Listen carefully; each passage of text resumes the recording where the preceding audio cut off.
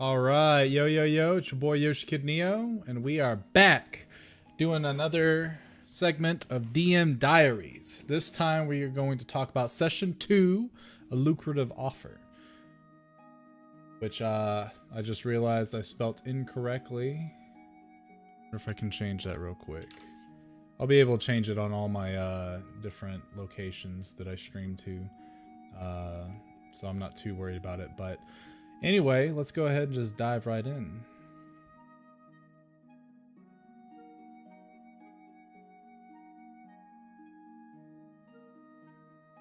I'm still trying to figure out the exact format that I want to do these, but I'm pretty sure what I'm going to do is pretty much this. Me and the background, the screen. So anyway, last session was just about purely RP. The characters started off at the Bandit Camp. They had arrived. They had traveled from the town of Burkton all the way up north, crossing the river and getting to the very edge of the mountains. And there's this bandit camp there that, large wooden gate that encloses the area. On the other side of it is an open area with 3 caves. The 3 caves, they couldn't see in them because of the way the light placement is like, it's kind of like when you're staring down like a light that's like right there in front of you, and then there's darkness, complete darkness behind it. It kind of gives off that effect. So they couldn't see inside of these caves from the location that they were at, but they could see some of it lit up a bit, but not enough to gauge what exactly was in the caves at the time.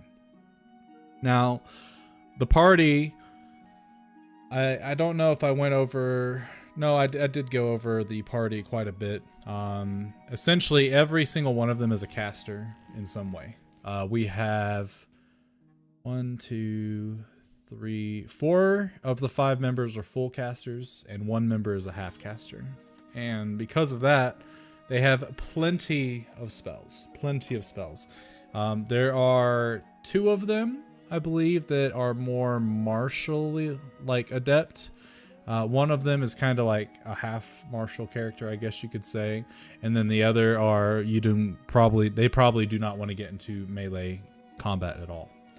But anyway, the party started off at the Bandit Camp, and this was like a rough scene that I did. Essentially, the mountains in the background, they've got a large bonfire. There were some tents that were around it. Granted, it's not winter time, so the snow doesn't come into effect. I don't think it was raining on that day. Actually, we can see right here with the weather. Scattered clouds, but mostly clear. So yeah, it definitely wasn't raining, but I'm not an artist, unfortunately, so I can't go in and like make the scene exactly how I envision it. But this is damn near close. So they've got a bandit camp. They see 2 guards that are on top of the gate, guarding, making sure that the people that come and go are those that deserve to be there. And then, because of the fact that there are, I believe there's 3 members that have Find Familiar, and not necessarily that they have Find Familiar. So Alfric, aka or Lloyd, aka Jeff, he's got Find Familiar and has always had Find Familiar ever since he started playing this character. And his familiar's name is Frederick. He typically is an owl, and he uses Frederick in order to fly around and scout. Trina has a raven named Beltran. This is part of her homebrew warlock class. They actually get this pet, and it works very similarly to Find Familiar, but it's also like completely different. So while the raven's perched on her, she gets bonuses to her perception and stuff. She can speak to the raven, but then she can also allow it to fly away, and she can perceive through its senses the things that she wants to do, stuff like that. And then Cassiel, he has a familiar that I don't think he has named at all yet, but he's got a familiar that is essentially his item that I gave him for his birthday present. So all of the characters got a birthday present to start off this new campaign, because I had done that on the last one. And actually Joe Joe didn't get his actual birthday present because for the longest time they were in either on a ship in Skullport or in the Underdark since his birthday. So it was kind of hard to give him a a doghouse that could fly when they're underground. I was going to wait until they had made it to the next location they were headed to, and then they were going to be able to find a dwarf that was essentially making this really cool thing, but he kind of just did it to see if maybe he could get an escape from where they were headed.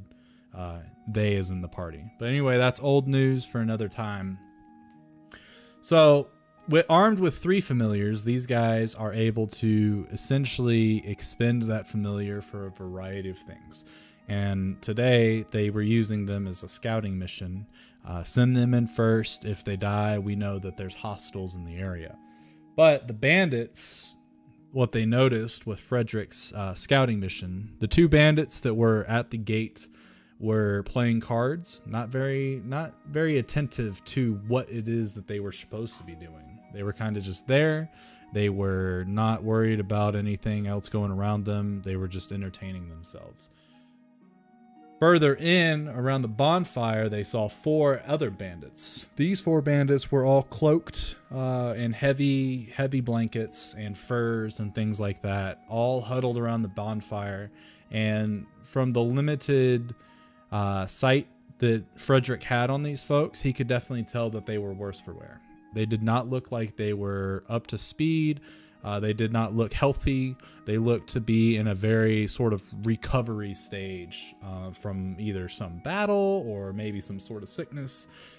They didn't really try to figure it out until after. So they've got 6 people that they know of. They see tents. There's about 6 tents. They look in each of the tents with Frederick. They don't see anything. They go towards the caverns, and they can't. That's where Frederick's telepathic bond starts to end. So Alf or Lloyd, and I'm gonna do that a lot because Lloyd is literally Alfric is literally Hef from all the other campaigns. Jeff has refused to play a different character because he really likes this character and enjoys it, which is perfectly fine, by the way. I don't care. But when we change the names and I'm used to the old version, you know, I'm gonna stumble like that, unfortunately. So anyway, he gives the party that information.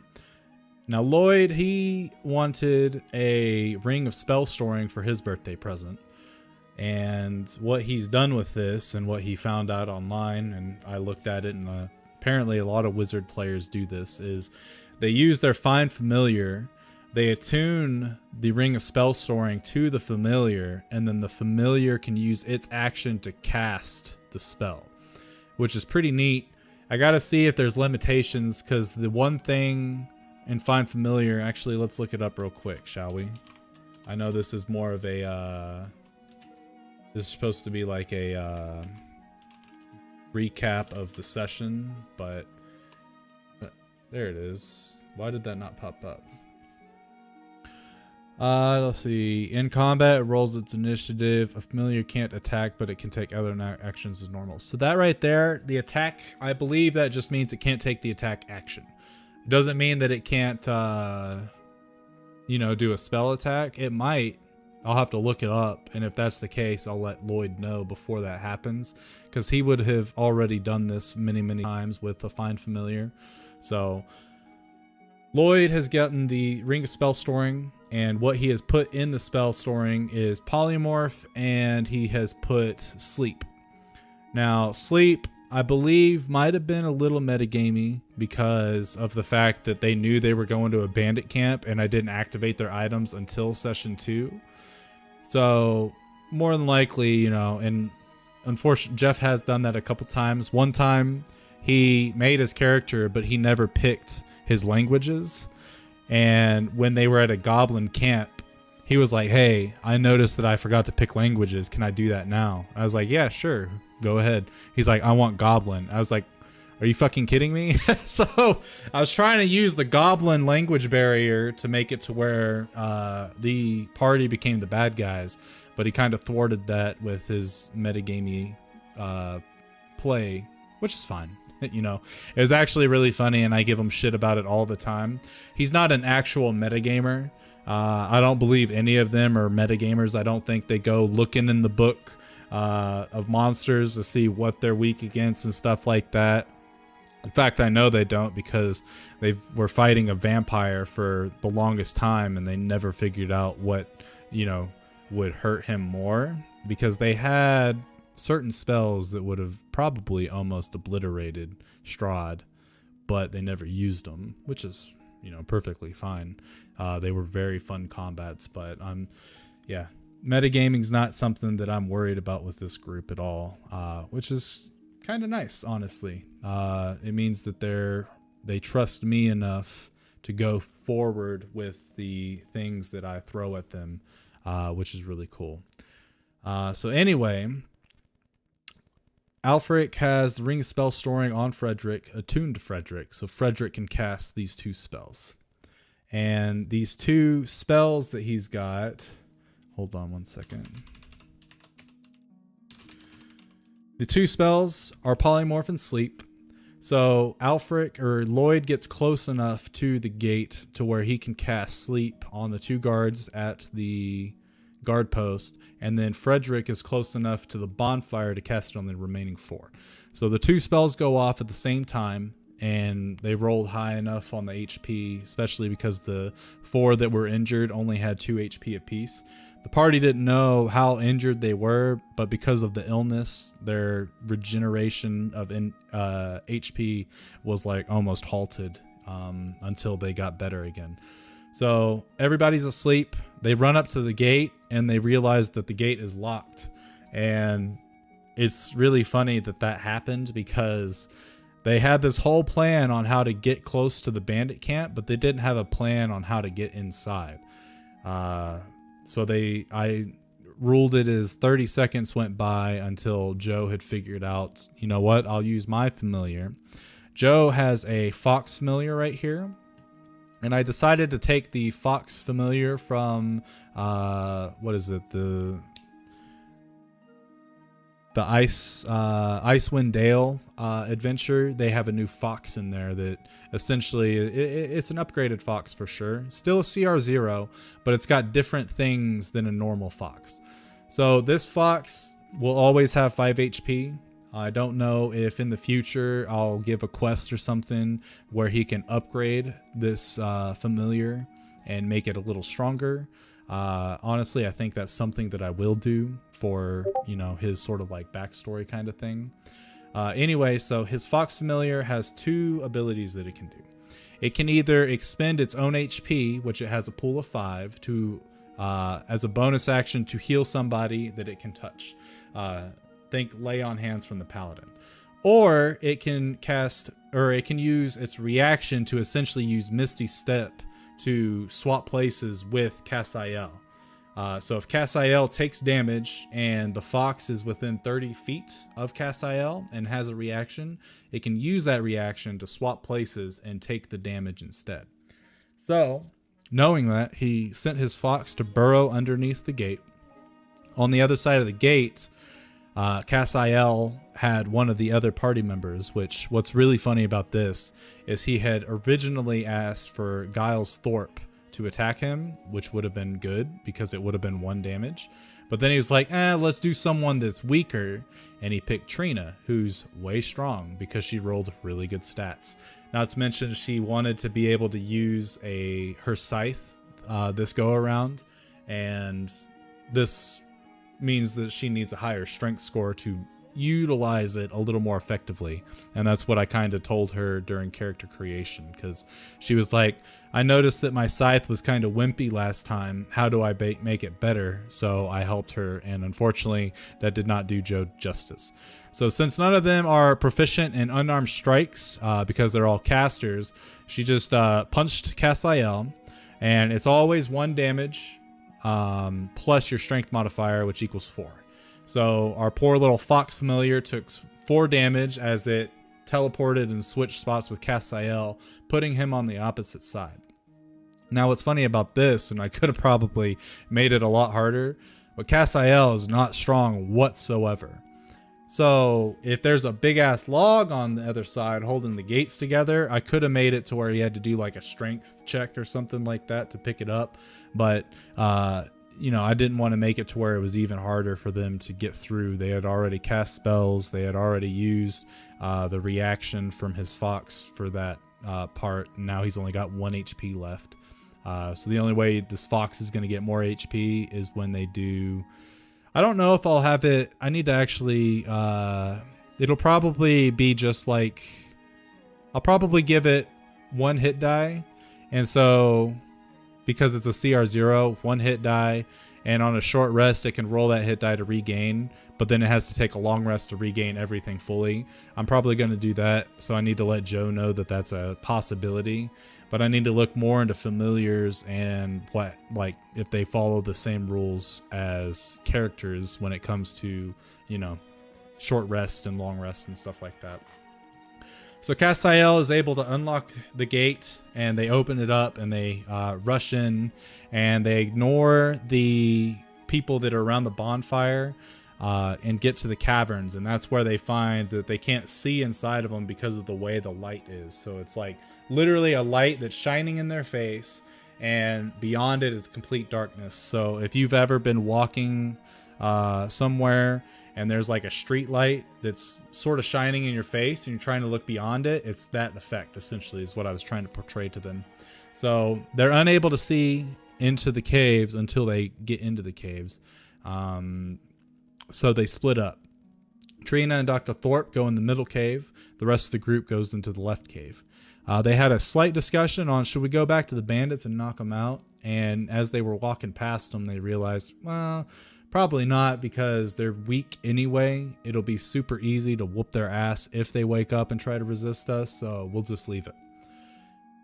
So the group on the left, they found a bunch of, I believe it was, they found the crates that had a bunch of either empty bottles or bottles that were full of some type of liquor. Essentially, these were all to be packaged and shipped somewhere.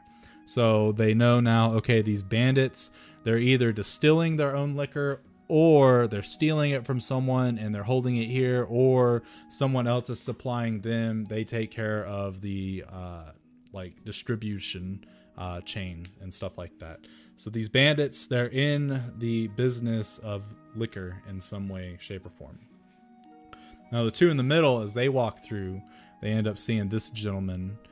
This is Lord Saxon, and he approaches them in the cave and says that he's been expecting them, and they need to go get the rest of their group and come. They have business to discuss.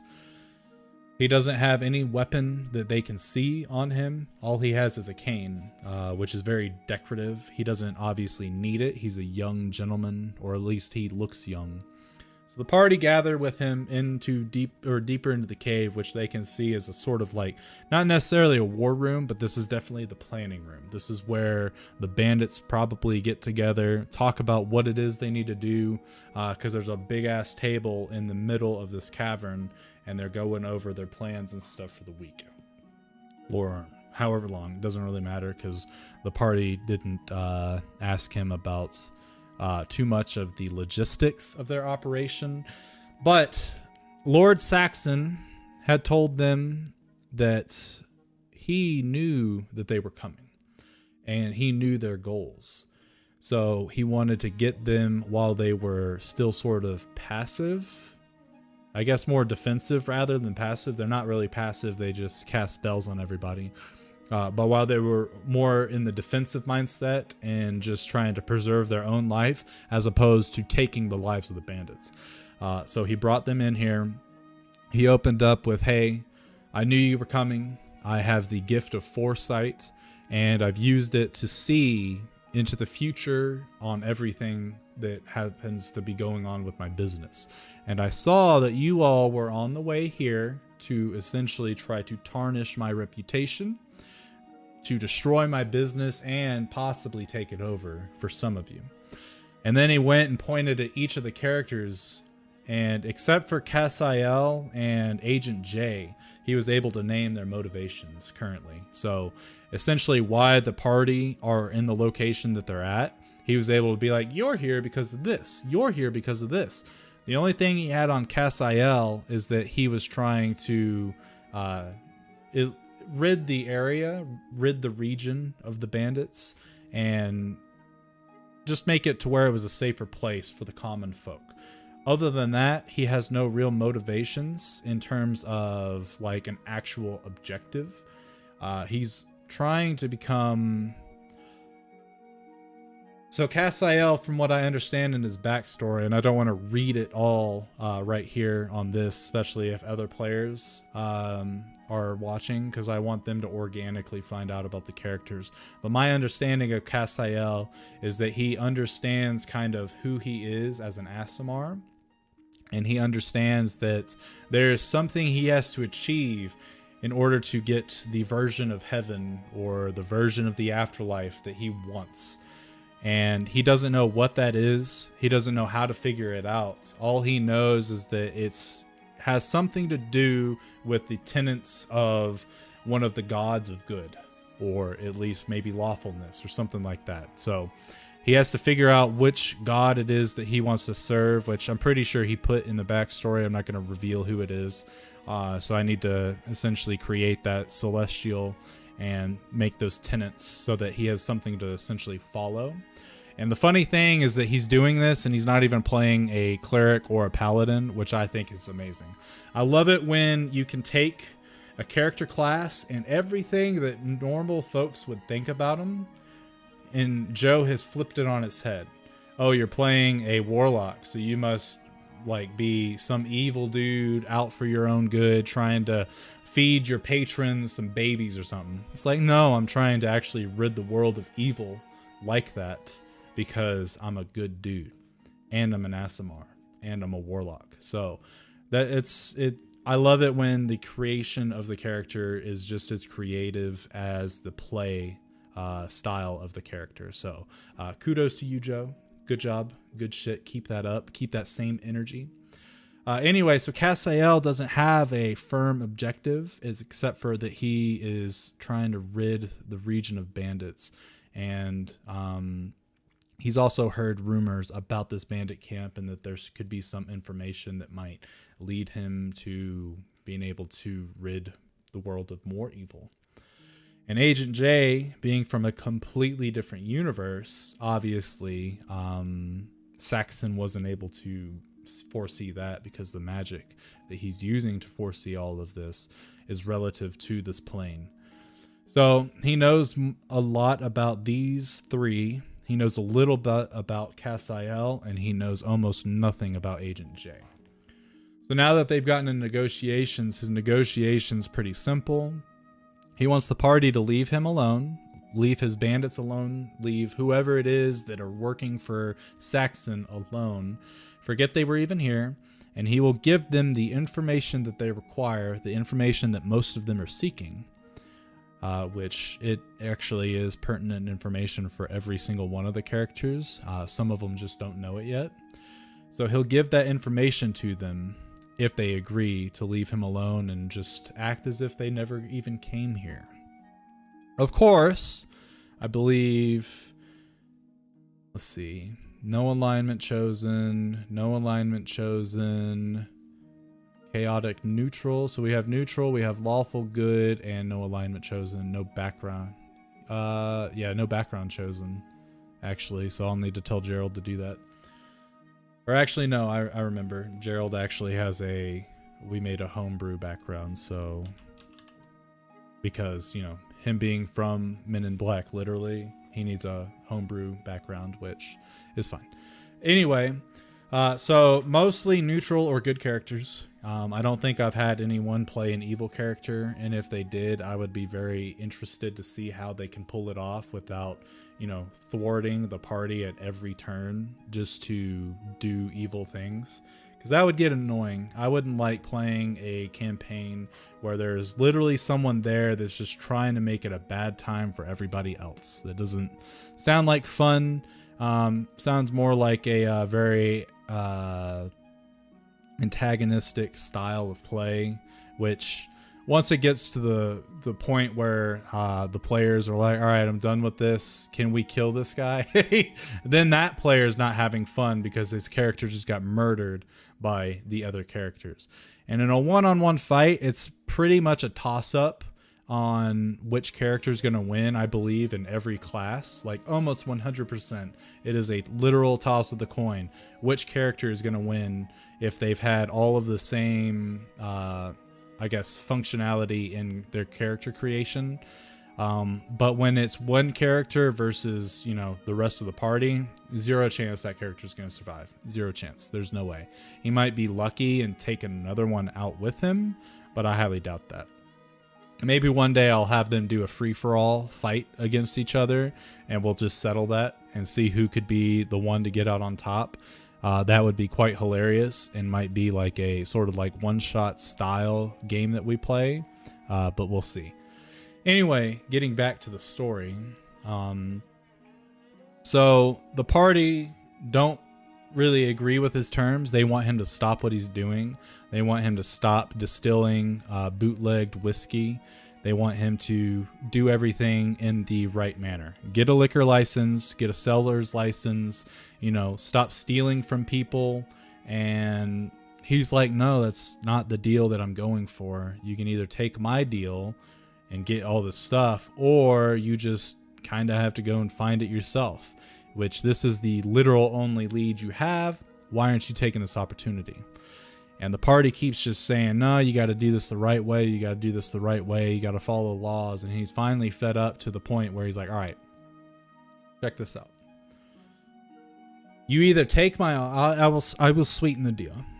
Yes, we will do everything else that we've talked about besides what you have suggested, but I'm going to add in a little extra spice. All right, here it is. Check this out. There are many different settlements within the region, you know, and a settlement doesn't have a whole lot of people. I believe in theory a town has to have like 25 or 30 people or more. A settlement will have less than that. So there are many settlements across the area. Most of them are going to be probably like a couple of farmer families that are bunched up together. So he's going to go to one of these settlements. He's going to slaughter all the people there. He's going to use their corpses to make these meat pies. He's going to take these meat pies to various other settlements and towns in the area. He's going to feed them to all the people there, essentially making a large festival for these folks. He's going to then plant evidence showing that these settlements and towns are practicing cannibalism. He's going to bring it up to the crown, and the crown is not going to have it. They're going to be like, all right, we can't have an entire region of our kingdom that is full of cannibals. Can't be done. No way. Destroy them all, burn them all at the stake, salt the earth, get rid of all the evils, condemn those cities and settlements, and, you know, purify the land so that this evil doesn't happen again, because we can't afford something like that to happen. The party at this point is like, what? And he's like, yeah, I'm not bluffing either, which... Backtrack a little bit. Cassiel had cast a spell called Detect Thoughts. I believe it was Detect Thoughts, which, you know, all these guys came in here. They don't sense, or they don't ask too many questions about Lord Saxon. They assume, I think, that he's just a common dude. But Lord Saxon is a spellcaster, which they found out later in the session. So when Cassiel starts to mutter the words of arcane, or arcana, I guess you would call it, and then cast a spell on him, he knows pretty much. Lord Saxon probably didn't know. You know what? Actually, let's do this real quick. Let's do an arcana check. A 10. Yeah, Lord Saxon didn't know the exact spell that was being cast, but he knew something was being cast on him. So with that information, he's got to be a little more defensive. So he starts to think more about like how to stay ahead of the party in these negotiations. He throws out this thing, and then he starts to realize, he starts to piece it together slowly that, okay, maybe so the way Cassiel is talking to me, he knows exactly what it is I'm thinking. Although Cassiel didn't bring up any specifics, his facial expressions probably say something different based on the expressions that the rest of the party give off when Lord Saxon says something. So Cassiel, for a minute, knows the surface thoughts of Lord Saxon. He didn't try to dig deeper into the thoughts, and I'm not sure if that wasn't his goal or if maybe I just didn't give him the opportunity. If the latter is the case, I do apologize, Joe. Feel free to stop me whenever I'm, explaining stuff, and I'm always down to let the players speak instead of me, because being the DM, I usually talk the most anyway in a session. So I'm always down for a break. So the party end up saying, all right, how about this? Let's just renegotiate from scratch, and we'll do everything you wanted, but sweeten the deal with a bit of gold. And he's like, all right, you know what? I will. So 50 gold pieces are yours. You guys leave, go to this town called Grim Meadow. Which if we go to the world map, the party's right here, and they're going over here. This is Grim Meadow over here, which is about the exact same amount. Yeah, 120, which it's a little bit closer to them at this location than Burkton was. So it'll take roughly about 3 days of travel. But in between here and there, obviously they've got to do more of a survival test as opposed to just having the pathway. Because I don't believe anyone is from this empire. But I'll have to actually get with my players to figure that out 100%. So, the party is going to head to Grim Meadow. They got 50 gold, and Saxon said, all right, cool. Now that we've got this established, we can be on friendly terms. There's no reason for hostilities. Let's go to the bonfire. Let's make a meal.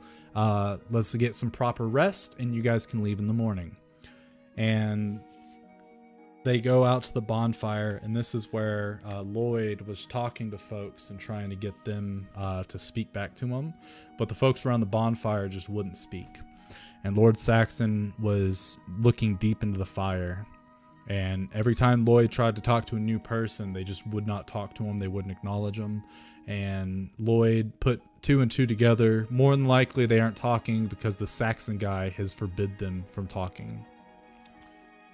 Trina has an ability known as the Doomsayer. That's part of her homebrew class. Essentially, she acts as a sort of support character, and she can doomsay one character as a bonus action on her turn.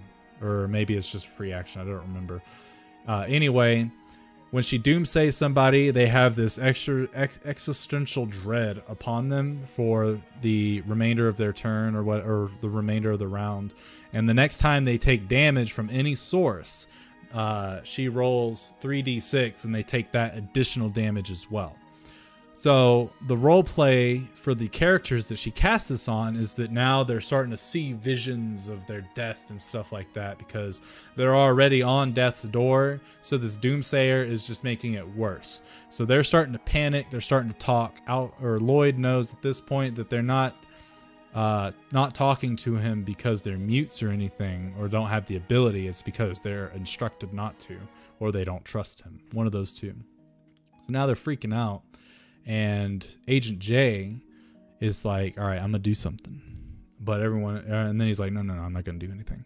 And then the party, as players, the players are like, do the thing. Do what you were going to do because we want to see it. He's like, all right, fine. I want to handle this man, shake him vigorously, and smack him enough to do damage and tell him to snap out of it. So he did. And he rolled the attack he needed. I think he rolled a 10. And because these bandits were unarmored, their AC was 10. And they were weak. So they had a negative dex bonus, I think, which I believe you count into the AC. I'll have to look that up. Regardless, he rolled a 10, which is bare bones. Like, if you're unarmored, that's how much AC you have anyway. So he hit this guy for 2 damage because he has a +1 to his strength. Which that alone was enough to kill the guy. But with the Doomsayer on top of it, doing well over the max health of an ordinary bandit. The smack caused the bandit to see this end of his life, and it made him jump into the fire to essentially ease the pain, I guess you could say. So now Lord Saxon is very unhappy. He says, I told you that part of the deal was to leave these people alone.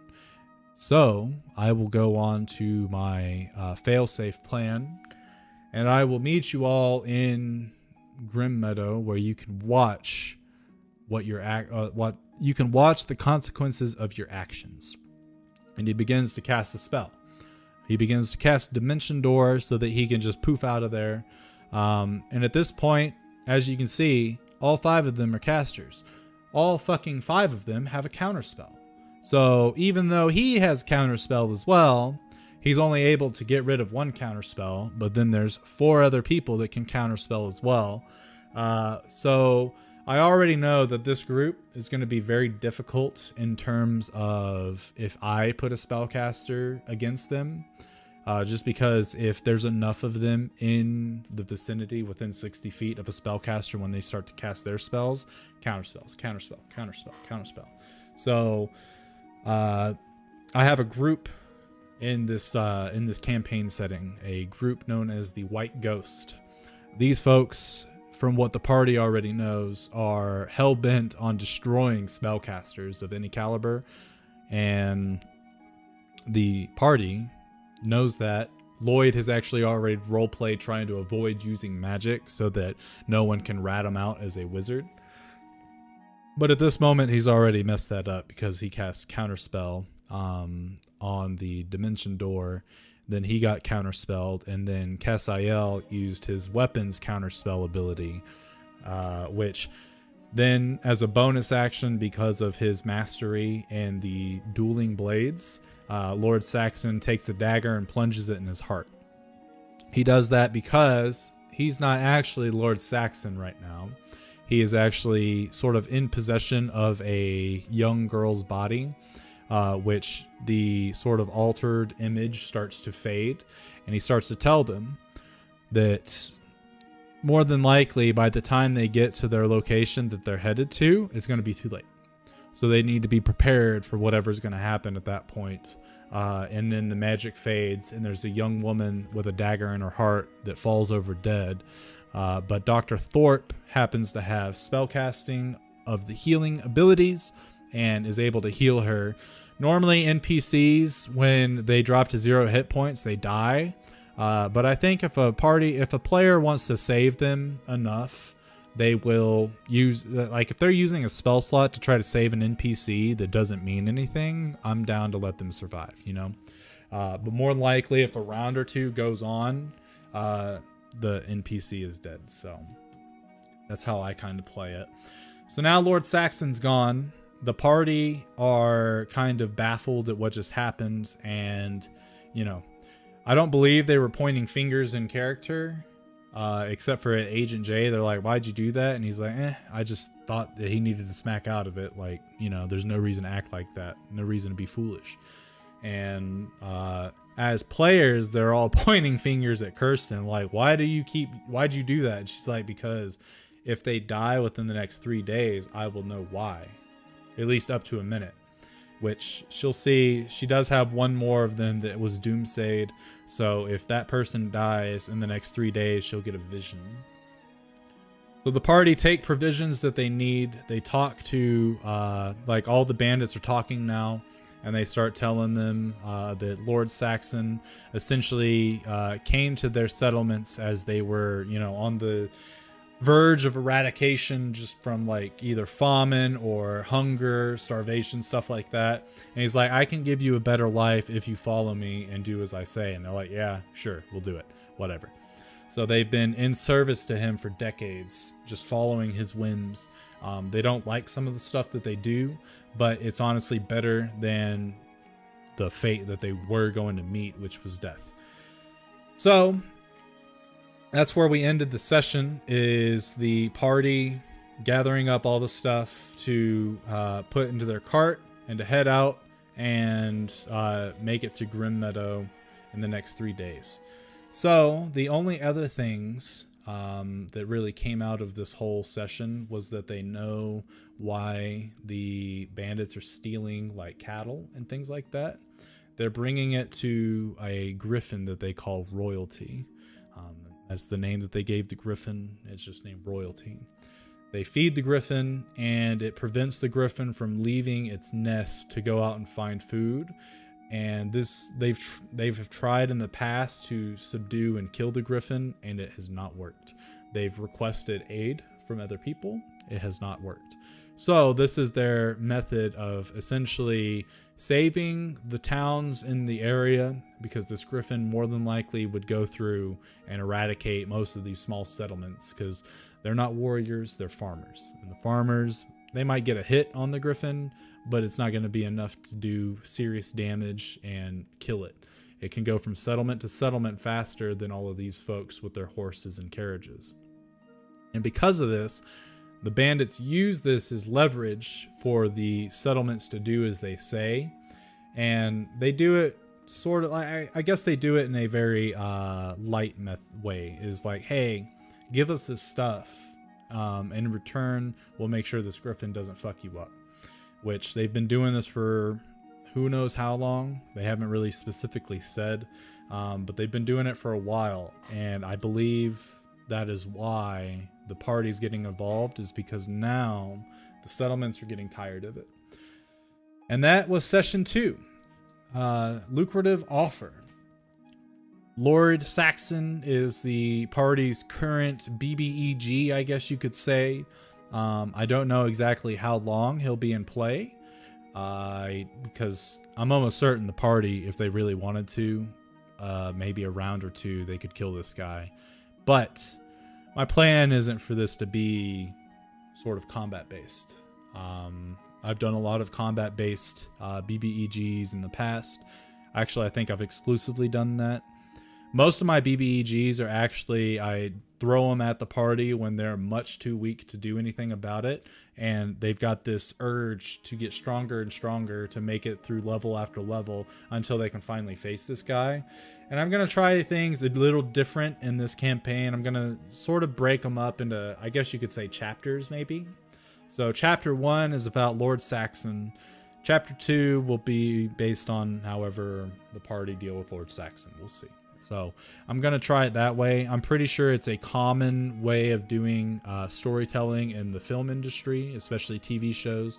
Most of them, they have a bad guy for one season. They meet the bad guy on episode 1, and they defeat the bad guy on the final episode.